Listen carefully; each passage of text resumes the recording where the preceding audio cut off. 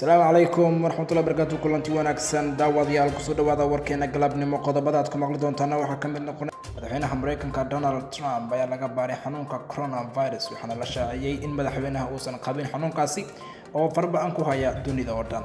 In xanuunka laga baaro madaxweyne Trump ayaa timid kadib markii dhamaadkii toddobaadkan horay oo la kulmay madaxda dalka Brazil oo qarkood caabuqani laga helay. akhtarka gaarka ah ee aqalka cad Sean Conley ayaa sheegay in jimcihii baaritaan lagu sameeyay madaxweynaha natiijadii baaritaankiisana la helay shalay oo sabti ahayd taasi oo muujisay in madaxweynaha uusan qabin cudurka coronavirus. galabta waxa ay soo gaaray war xaqiijinaya in madaxweynaha Mareykanka ee Donald Trump ayuu xalay warbixin qoraal ah ku yiri Sean Conley.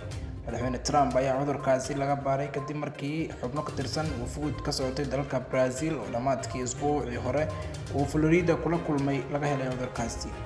dad gaaraya 450 ruux ayaa caabuqan ugu geeriyooday wadanka Mareykanka waxaana xaalad degdeg ah ku dhawaaqay Trump oo sheegay in $50 bilyan ay u qorsheeyeen cudurka coronavirus sidii lagu xaqabtiri lahaa isagoo sidoo kalena xakiyay duulamaadyadii uga iman jiray dalalka Yurub. wararkeena dunida ee galabtana waa naga